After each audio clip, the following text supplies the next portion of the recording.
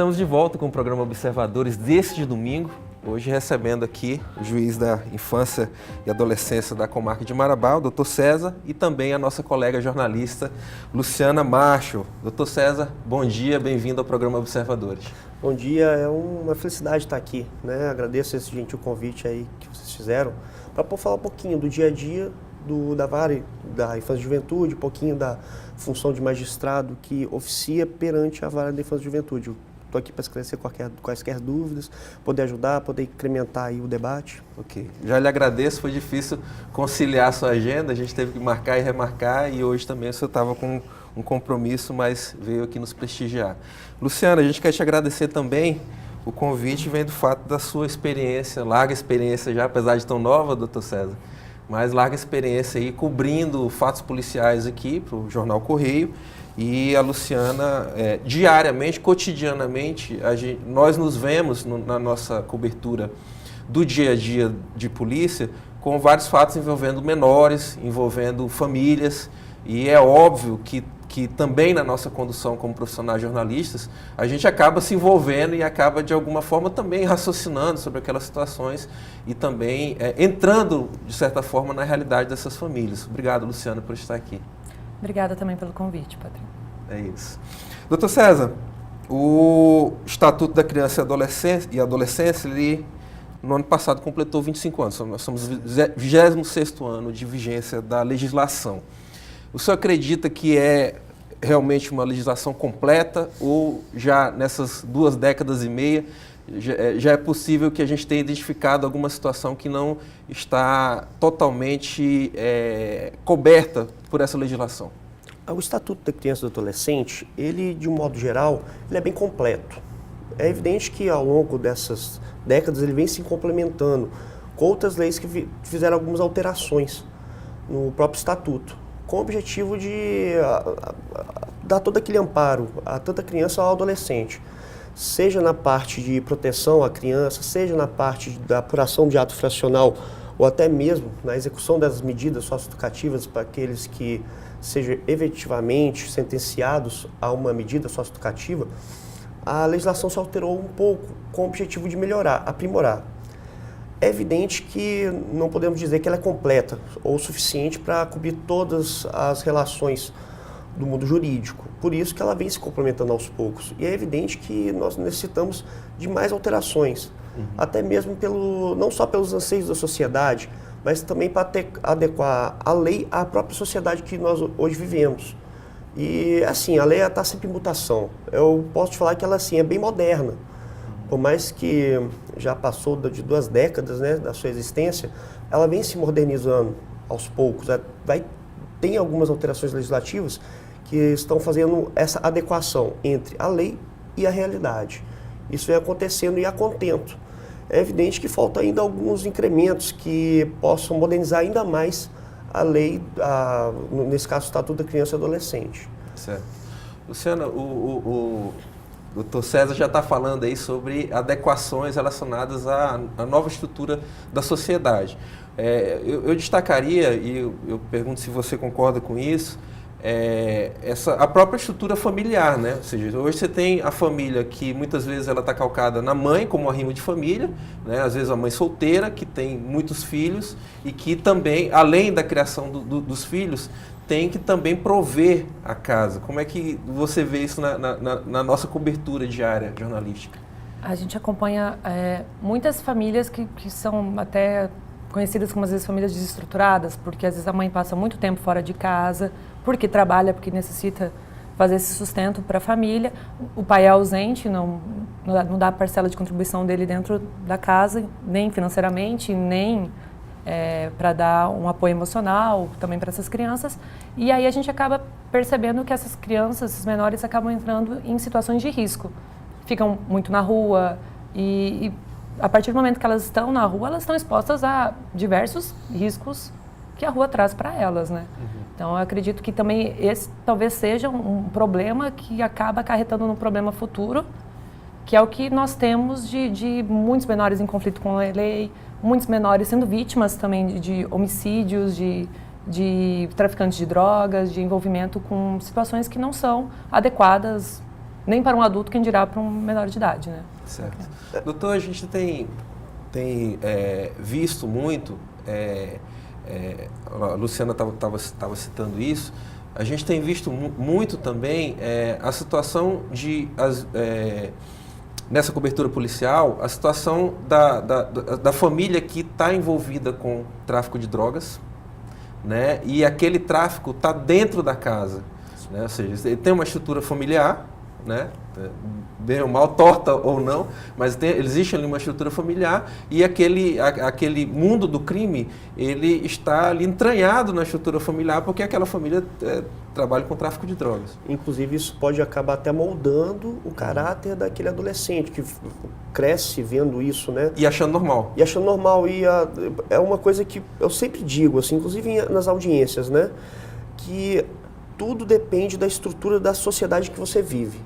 Quando eu falo em sociedade, eu não estou me referindo só ao Estado como um todo, mas eu refiro à pequena sociedade que é a família. Onde se tem uma sociedade estruturada, ou seja, uma família estruturada, aqueles que se criam nessa sociedade também vão desestruturar e não vão ter um futuro profícuo, um futuro próspero. É bem que a Luciana estava dizendo aqui. O que a gente percebe, essas famílias estruturadas causam outros males, tirando esses outros males sociais, como o crime, o tráfico de drogas, mas a falta de orientação desses adolescentes, dessa criança ou do adolescente, que não tem a orientação de uma família estruturada, de um pai ou uma mãe, ou pai e mãe presentes, isso acaba levando esse adolescente à criminalidade, a cometer atos infracionais, por não ter estrutura, por não ter uma robustez nos conceitos éticos, que tem que ser passados pela família. Isso não fica só em cargo do Estado. Aí nós temos que exigir um pouco mais da família. Era nesse ponto que eu queria chegar. Nós ouvimos muito, a Luciana com certeza ouve isso diariamente, eu queria que ela comentasse isso.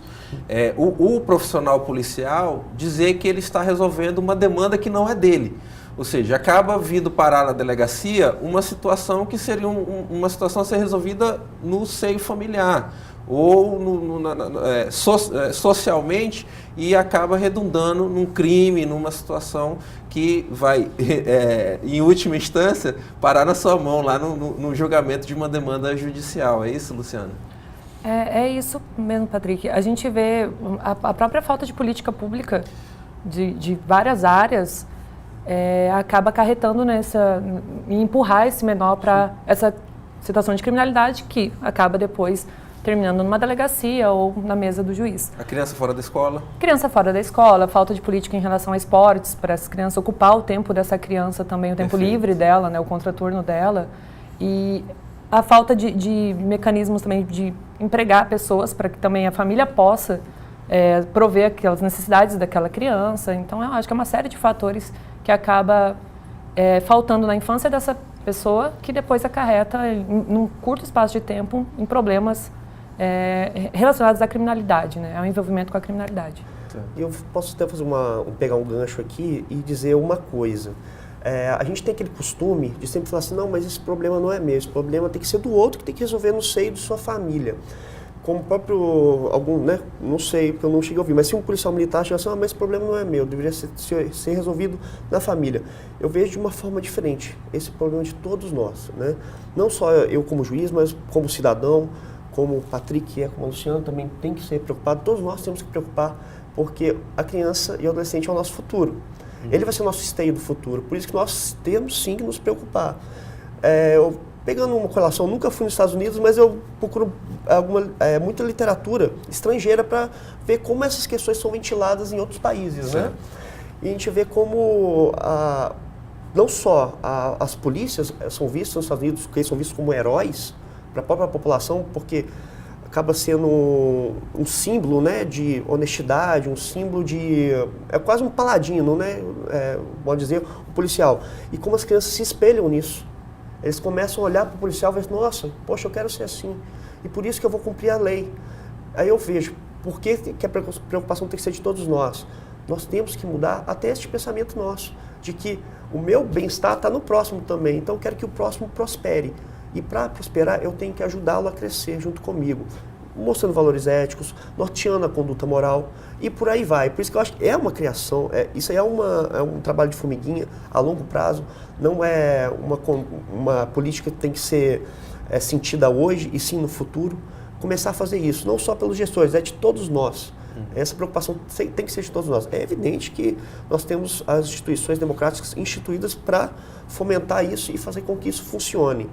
Mas, acima de tudo, nós temos que colocar na gente que também a preocupação é nossa e fazer por onde. Citou a situação da mudança de cultura. Sim. E eu sempre uso como exemplo, Luciana, de uma forma muito presente, como a gente conseguiu mudar a cultura do cigarro, por exemplo. Né? Ou seja, você tinha crianças e adolescentes que viam os pais fumando e, por consequência, eles também, pelo exemplo, tinham contato cada vez mais cedo com o fumo. E a gente conseguiu aí o quê? Em 2 décadas mudar a realidade porque o cigarro é o comércio, né? Ou seja, a quem interessa o cigarro? Ao comércio. Então, a gente conseguiu em 20 anos inverter a balança. Ou seja, mesmo as pessoas que fumam hoje em dia, que exercem o direito livre de fumar, de ter o seu vício, mas elas se sentem constrangidas no local onde não tem fumantes. É verdade. A gente percebe, eu mesma, em 10 anos para cá, de 10 anos para cá, eu percebo como diminuiu o número de fumantes, como as pessoas fumam muito menos. Sim. Antigamente, você saía à rua, você via gente fumando o tempo todo. Hoje em dia, a gente não vê mais. Não apenas diminuiu essa questão de você melhorou essa questão de você respeitar os ambientes, como diminuiu o número de fumantes. Eu acredito que menos gente fume hoje em dia do que fumava há 10 anos atrás. 10 anos atrás era glamuroso fumar, hoje em dia é uma vergonha, né? Tipo, todo mundo perto de você dizendo, pô, larga o cigarro, faz mal. E eu acho que é importante esse tipo de exemplo ser passado. Eu considero um modelo de como a gente conseguiu mudar o consciente coletivo da sociedade. Isso. Ou seja, você tinha uma sociedade em que o normal era puxar um cigarro, era bonito, era elegância. Em locais fechados. Era elegante você puxar um cigarro. E a gente conseguiu mudar essa estrutura social. Eu acho que uma prova de que a gente pode também empregar isso em outras situações. Nesse ponto que eu ia chegar. Se a gente conseguiu fazer isso com um mecanismo que é um vício, que é viciante, a gente conseguiu fazer isso com algo que as pessoas sentem necessidade de fazer aquele ato, imagino que a gente não possa fazer com que é mais simples, talvez, de transformar, de modificar, né? As atitudes, como o juiz comentou, em relação à ética, à conduta moral, você dá o exemplo. Eu não tenho filhos, mas quando eu estiver na presença de uma criança, mesmo que não seja meu filho, eu dar esse exemplo, eu passar essa conduta moral para essa criança.